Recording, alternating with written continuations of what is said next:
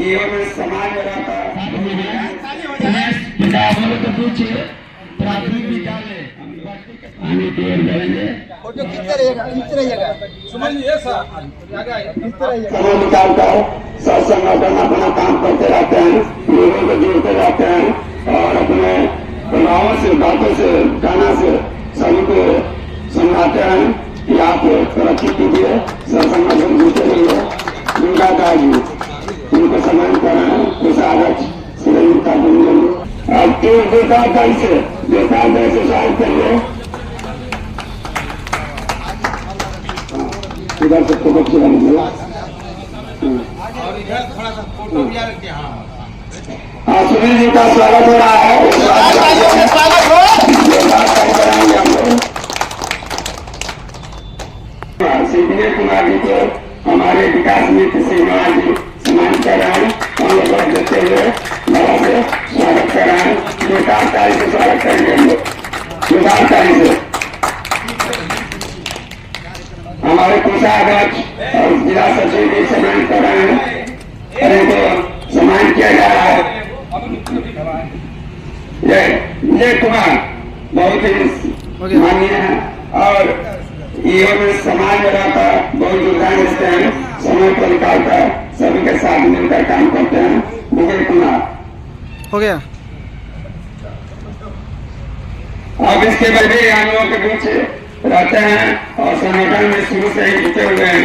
जब से संगठन चल रहा है तब से ये साथ रहते हैं और हम लोग थोड़ा सा तो आप इनको बोलिए देते रहते हैं और कार्य में आगे बढ़ते रहते हैं। जय प्रकाश नारायण जी उनको हमारे प्रसार में सम्मानित कर रहे हैं। जय प्रकाश नारायण और हमारे राज्य सचिव उमेश जी साथ में है। भुवन जी सम्मानित कर रहे हैं। हम लोग के बीच मला सही से करके अब हम लोग के बीच प्राथमिक विद्यालय पट्टी के प्रधानाध्यापक हैं। हम चाहेंगे कि आए उनको भी सम्मानित किया जाए। प्राथमिक विद्यालय पट्टी हाँ, विजय कुमार जिला सचिव हमारे सम्मानित कर रहे हैं। बिहार राज्य महासंघ के जिला सचिव श्री प्रधानाध्यापक श्री राम जी को पट्टी प्राथमिक विद्यालय सम्मान देते हुए हम लोग आने की ओर बढ़ेंगे। और हमारे बीच इनकलाबी नौजवान सभा के जिला संयोजक आए हुए हैं। इनकलाबी आप जानते होंगे, ऐसा भी हम लोगों के साथ जुटकर कार्य करता है। तो इसमें इनकलाबी नौजवान सभी आएंगे, उनको सम्मानित करेंगे। महासचिव राज्य आयोग प्रेमचंद सिन्हा जी सम्मान करेंगे। इनकलाब नौजवान सभा के जिला संयोजक हैं, उनको सम्मान कराएंगे। विजय लीजिए। प्रेमचंद सिन्हा जी महासचिव पटना से आए हैं, उनको सम्मान कर रहे हैं।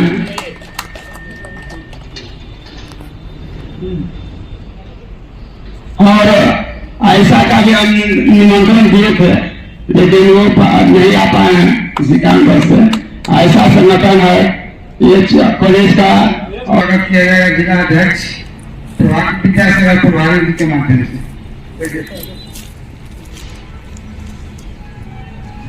अच्छा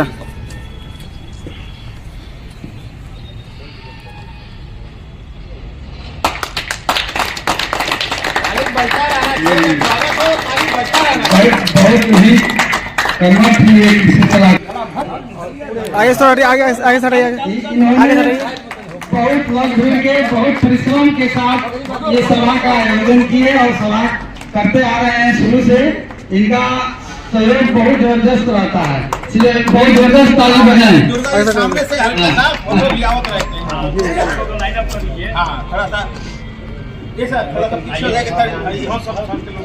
रात बिरात कभी भी चल देते हैं मोटरसाइकिल। इस उम्र में भी बहुत जबरदस्त चलाते हैं मोटरसाइकिल और सभा में जाते भी हैं और लोगों को मिल कर फोटो खींचते रहिएगा सुमन जी खींचते रहिएगा। दुर्गा बाबू जगह से थोड़ा सा फोटो वीडियो बनाना आए सर सर के रखे तन दोनों सर को दोनों तरफ आ जाए। सर आप इधर आ जाइए, इधर आ जाइए, एक साइड में आइए। हल्का सा ये बाबू बस वहीं है, ये बाबू थोड़ा सा मुंह आ जाए।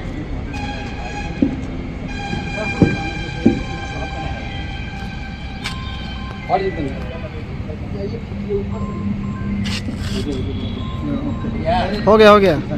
चलिए बहुत बहुत धन्यवाद लोगों को। हाई स्कूल बंगलुरु में इनको हम स्वागत कर रहे हैं। अब अभिनंदन जी को स्वागत का उपस्थित के साथ स्वागत किया जाता है और संगठन में जीते जाते हैं। ये हाई स्कूल में है, उनको हम लोग याद राज और कर्मचारी महासंघ स्वागत कर रहा है। अब इनको स्वागत करने के बाद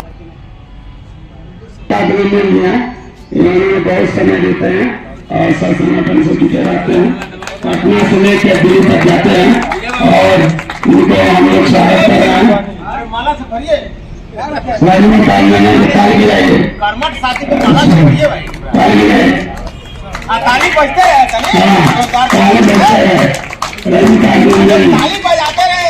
ये हम लोग का साथ हमेशा रहते हैं, कभी साथ छोड़ते नहीं हैं और इन्हें बहुत समय देता है पीछे गया हो गया। उज्ज्वल भविष्य की कामना करते हुए संघर्ष करने की उम्मीद करते हैं, वो आगे संघर्ष करते हैं और आगे लोग बढ़ते हैं। रुक जाओ, रुको। हाँ, रजनीकांत रंजन जी का सम्मान किया जा रहा है। अब हम लोग बहुत ही घुमा फिरा के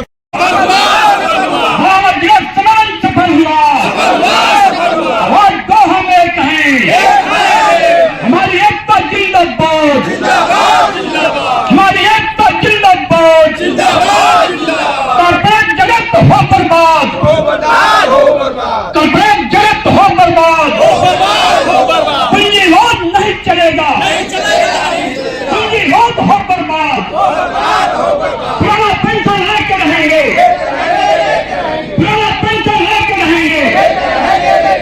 NPS NPS UPS go back, NPS UPS go back, निजीकरण भारत छोड़ो, निजीकरण भारत छोड़ो, संविधान मान्य कर्मियों को नियमित करना होगा, संविधान मान्य कर्मियों को नियमित करना होगा, काम के समान वेतन देना होगा। अभी तो लड़ाई है, अभी तो लड़ाई है। 11,000 कर्मचारी महासंघ को कुछ मान्य करे पुकार, 11,000 कर्मचारी महासंघ को कुछ जिला सरकार मान्य करे पुकार, और दो हम एक हैं। 11,000 कर्मचारी महासंघ को कुछ जिंदाबाद, 11,000 कर्मचारी महासंघ को कुछ जिंदाबाद, तमाम सेवा संगठन करे पुकार, तो तमाम सेवा संगठन करे पुकार, किसान मजदूर करे पुकार, और दो हम एक हैं। ठेकेदार एकता, मजदूर किसान एक हो, शिक्षक कर्मचारी एकता जिंदाबाद, और दो हम एक हैं, और दो हम एक हैं। धन्यवाद साथी। इसी के साथ मैं चाहूंगा कि अध्यक्ष जी इस कार्यक्रम को समापन की घोषणा अपना करेंगे। हम सभी साथी जो भगवान से आए हैं, गांव से आए हैं, उनको श्री प्रेमचंद जोरदार ताली से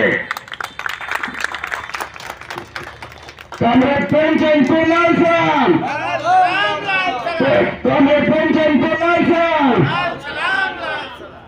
कमरेड प्रेमचंद को लाल सलाम। जय हिंद।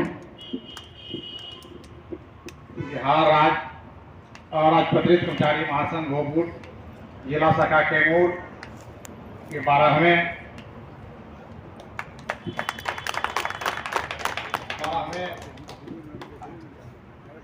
जिला सम्मेलन पर उपस्थित तो इसकी अध्यक्षता कर रहे हैं अध्यक्ष प्रभाकर जी। इस अवसर पर उपस्थित महासंघ गोपुर के राज्य सचिव उमेश कुमार सुमन जी, इस जिला सचिव विजय जी, कोषाध्यक्ष रजनीकांत जी, इस अवसर पर उपस्थित राष्ट्रीय जनता दल जिला कैमूर के जिला अध्यक्ष नतलू जी, इस अवसर पर उपस्थित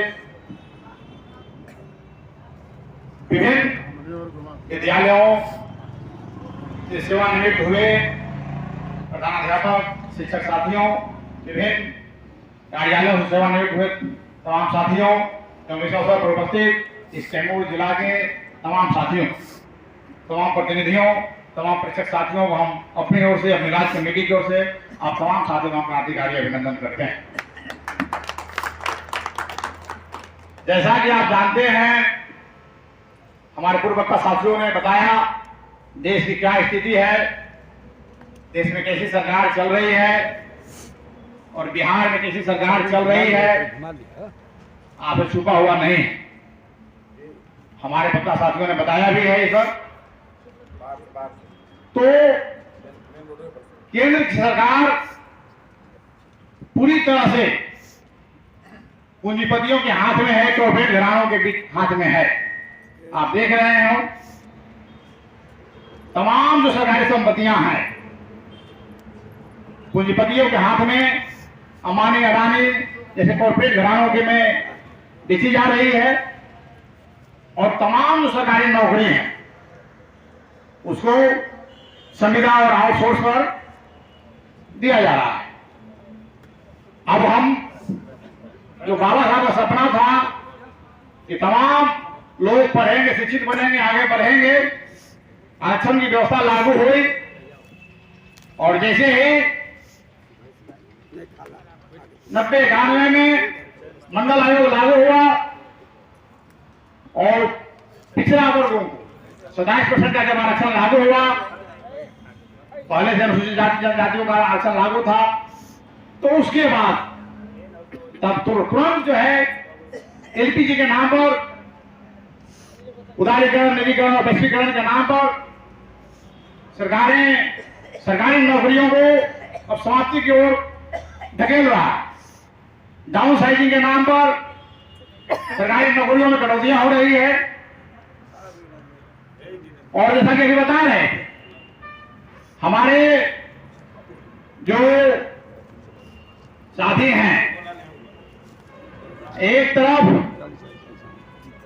सांसद विधायकों का वेतन भत्ता बिना कमेटी के बढ़ जा रहा है, 24%, 25% वेतन भत्ता बढ़ जा रहा है और हम तमाम कर्मचारी जब आंदोलन करते हैं, धरना देते हैं, प्रदर्शन करते हैं तो हम पर लाठियां चलती है, पानी की बौछार चलते हैं, आंसू गैस की गोलियां चलती है और उस अवधि का वेतन भी है जब्त कर लिया जाता है। तो सरकार एक तरफ मेज थपथपा करके अपना वेतन वृद्धि कर लेता है, चाहे यूपी की सरकार हो, बिहार की सरकार हो, चाहे केंद्र की सरकार हो, तमाम लोगों का वेतन और भत्ता, पेंशन बढ़ रहा है और दूसरी ओर जो मेहनत का सवाम है, देश में जो मेहनत करने वाले जो लोग हैं उसके मानदेय में वृद्धि हो रही है, न वेतन में वृद्धि हो रही है और तो और जब 60 साल बाद सेवानिवृत्त होते हैं, नौकरी से सेवानिवृत्त होते हैं तो पुराने पेंशन की जो व्यवस्था थी और पेंशन स्कीम जो था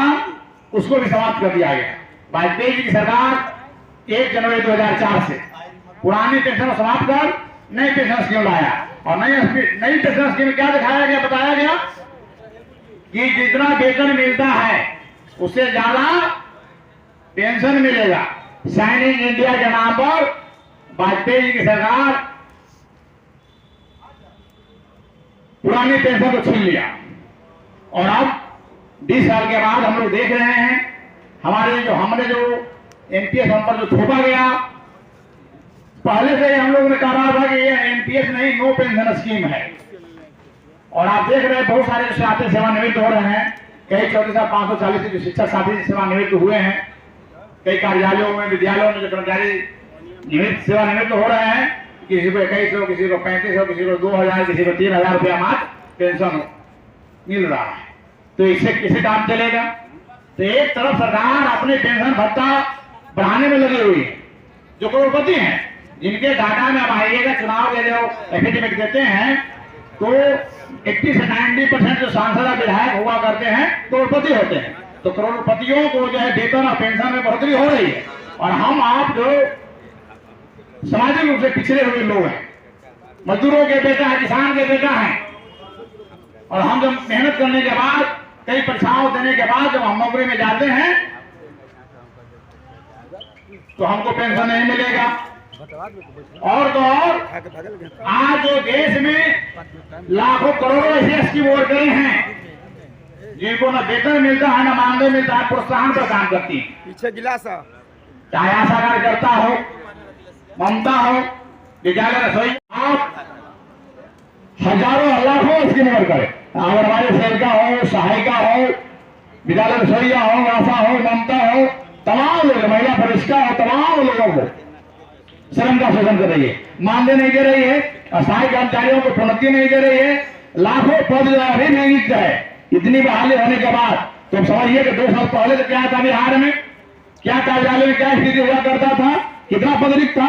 आज ये कह रहे कि हम 9 लाख लोगों को नौकरी दिए हैं, तो 9 लाख नौकरी देने के बाद भी जब लाखों लोग पद खाली है, कार्यालय से लेकर अस्पताल से लेकर विद्यालय तक अभी भी पद खाली है। तो यह सरकार जो है आज शिक्षकों को बदनाम करती है, निजी शिक्षकों को बदनाम कर रही थी। तब लगातार निजी शिक्षकों का आंदोलन हुआ, महासंघ के देखरेख में बिहार शिक्षा संघर्ष मोर्चा बना करके आंदोलन जब हुआ, तो आज क्षमता परीक्षा भी हुआ और तमाम सुविधाएं हो रही है, मिल रही है, ट्रांसफर की व्यवस्था भी हो रही, ट्रांसफर का भी सरकार कार्रवाई कर रही है। तो महासंघ गोरखपुर ने बहुत सारा आंदोलन किया, चाहे शिक्षकों के मामले में हो, एएनएम के मामले में हो, आशा कार्यकर्ता के मामले में हो, किसान सलाहकार से लेकर के ग्रामीण आवास सहायक से लेकर के तमाम जो श्रमिक वर्ग हैं, तमाम श्रमिक वर्गों को लेकर के आंदोलन चलाया। चाहे कार्यभारी कर्मचारी हो, चाहे दैनिक वेतनभोगी कर्मचारी हो, सिंचाई विभाग में काम करने वाले हो, दैनिक वेतनभोगी कर्मचारी, या वन विभाग में हो, हर विभागों के कर्मचारियों को हम लोगों ने एकजुट करने का प्रयास किया है। तमाम लोगों के मुद्दों को, तमाम लोगों के सवालों को हम अपने महासंघ के एजेंडा में शामिल किया, महासंघ का सवाल बनाया है, और महासंघ के माध्यम से हम लोगों ने सड़क पर आंदोलन किया है। अब इसी मार्च में हम लोगों ने कई आंदोलन किया, संविदा कर्मी, और यह स्थिति तो बिहार की नहीं है, केंद्र सरकार की पॉलिसी है, और केंद्र सरकार के पॉलिसी के कारण यह सब हो रहा है।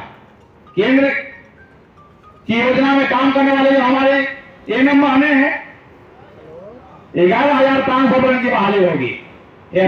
तमाम लोग जो प्रशिक्षण लेकर के आते हैं, एएनएम का कोर्स लेकर के आते हैं, उसके बाद परीक्षा देने के बाद इनकी बहाली हो और 11,500 रुपया मिलेगा इनको।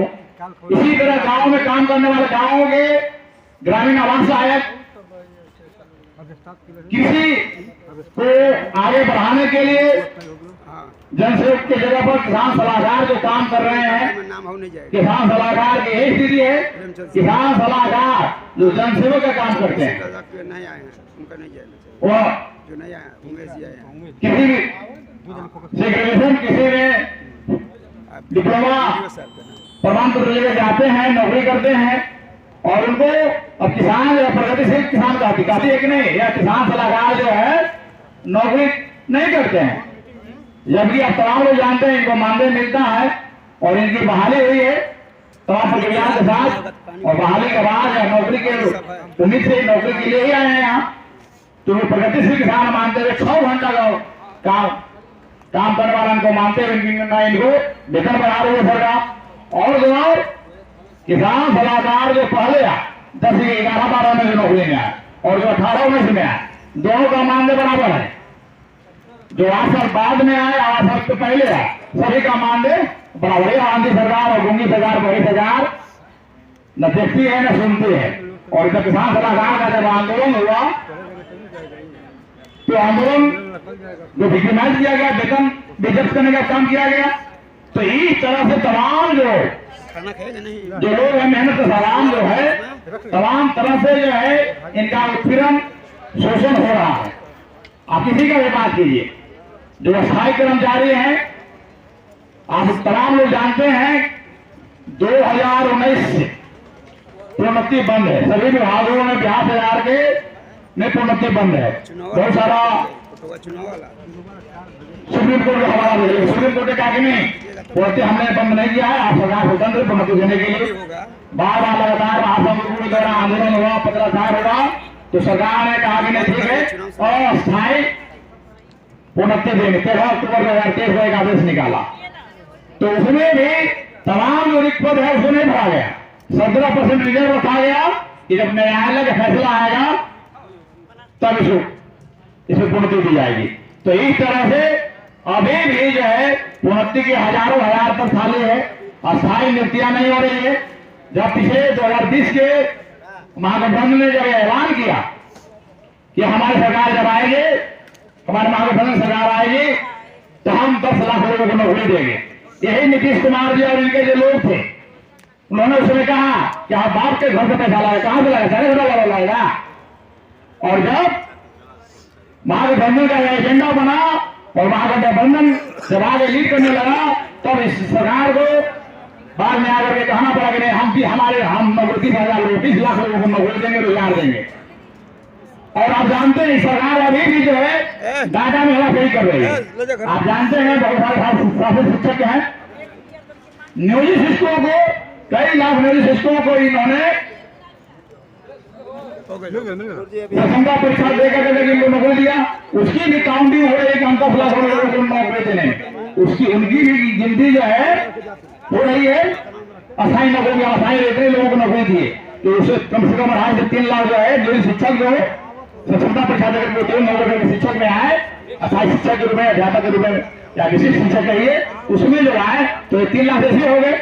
हजारों हजार जो संविदा कर्मचारी हैं, जब नियुक्तियां निकली तो नियुक्तियां में जो बहाली हुई, तो बहुत सारे जो सिंचाई विभाग में, बहुत सारे कार्य विभाग में जो तनीय अभियंता थे, जूनियर इंजीनियर हुआ करते संविदा पर वर्षों से नौकरी कर रहे थे, उनको जब सुप्रीम कोर्ट से आदेश आया कि नहीं इनको बहाली करना है, बहाली को फंसा के सरकार रखी हुई थी, तो उस बहाली को भी जो है जब बहाली हुआ तो हजारों हजार संविदा कर्मचारी जो है अस्थायी कर्मचारी बन गए।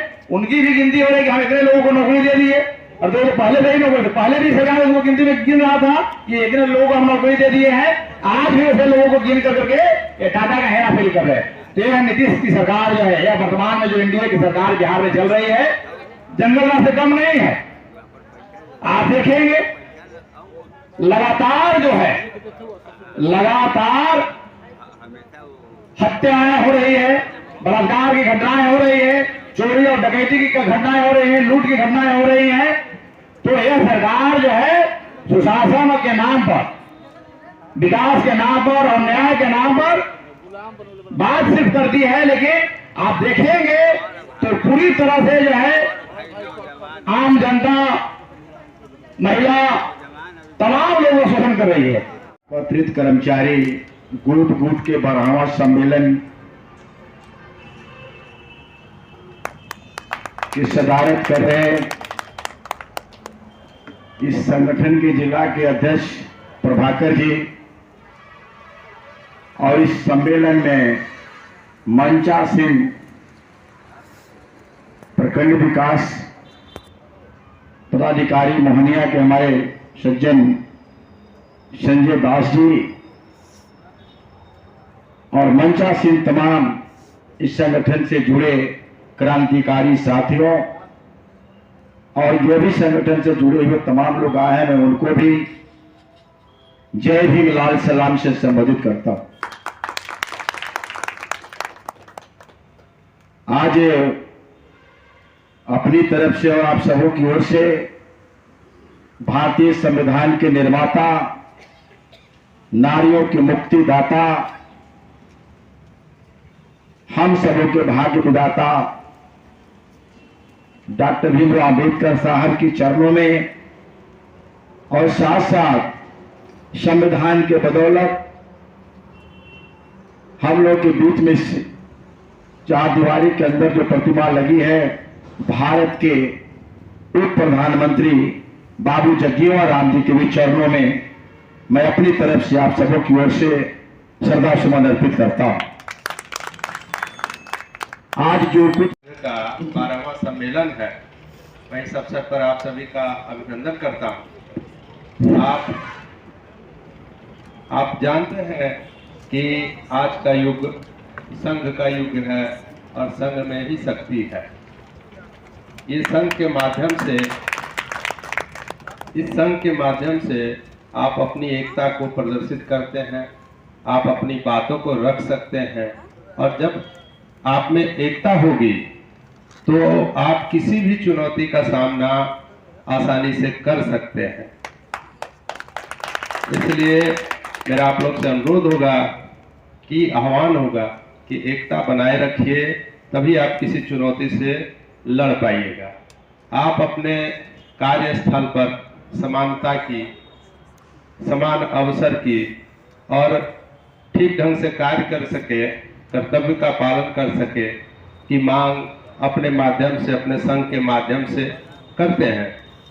इसी कड़ी में आपको इन मांगों के अलावा अपने कार्य के प्रति ईमानदारी और वातावरण को ठीक रखना पड़ेगा और ऐसा कार्य करना पड़ेगा कि आने वाली पीढ़ी आपके संघ को और आपको याद करके उस मार्ग पर वो भी आगे बढ़े, आगे चल सके। मैं आप सभी से इस अवसर पर पुनः बधाई देता हूं। धन्यवाद। मीडिया के माध्यम से, प्रेस के माध्यम से कि हमने काला बीड़ा लगा करके बिहार सरकार और भारत सरकार को ये बताने का काम कर रहे हैं कि नियमितीकरण, निजीकरण, भारत छोड़ो, पुराना पेंशन लागू करो और नहीं तो बिहार सरकार सत्ता से जाओ। ये हमारा आंदोलन का शंखनाद होगा। 1 अप्रैल से 1 मई तक अनवरत आंदोलन चलते रहेगा। इसी बीच 10 से 11/12 को बक्सर की धरती पर बिहार राज्य पत्र कर्मचारी महासंघ का राज्य सम्मेलन होने जा रहा है। इस राज्य सम्मेलन में पूरे बिहार के तमाम सेक्टर के लोग, तमाम संविदा मानदेय कर्मी, तमाम अस्थायी कर्मचारी सभी लोग एकत्र हो रहे हैं कि हमारा जो हमने 4 साल और 7 माह तक जो रोड पर आंदोलन किया, इस आंदोलन को जो आपने बिहार सरकार ने पानी की बौछार और लाठी, पुलिसिया लाठी चला करके और सूखे छोड़ करके जो हमारे आंदोलन को कुंद करने का काम किया है, इस दर्द को हम उस दिन लेंगे जिस दिन नवंबर में हमारा ईवीएम का बटन हम दबाएंगे और ये उसी समय याद करेंगे कि लाठी का दर्द, आंसू गैस का दर्द, पानी के बौछार का दर्द हम ईवीएम पर बटन दबा करके इस गुंगी बहरी सरकार को बाहर निकालेंगे। क्योंकि डिक्टेटरशिप जो ये सरकार 20 वर्षों से चला रही है और कर्मचारी शिक्षकों की तमाम समस्याओं को पूरे आने पाने दाम पर लेकर के बैठी हुई है, वैसी सरकार हमें नहीं चाहिए। हमें वो सरकार चाहिए जो हमारे दर्द को, हमारी समस्या को रोड से लेकर हमारे साथ रोड पर और सदन में भी आंदोलन करे। वैसी सरकार, वैसे प्रतिनिधि हमको चाहिए ताकि हम उनका हाथ मजबूत करें और ऐसे लोग हमारे जाकर के हमारी बात को सदन में उठाएं, चाहे विधानसभा का सदन हो, चाहे पार्लियामेंट का सदन हो। वैसे साथी हमें चाहिए। हमें ये गुंगी बहरी और कान में तेल डाल करके बैठने वाली हमें साथी नहीं चाहिए। साथियों, मैं आपको आगाह करने के लिए आया हूं कि नवंबर 12 हमारी और सरकार की परीक्षा की घड़ी है।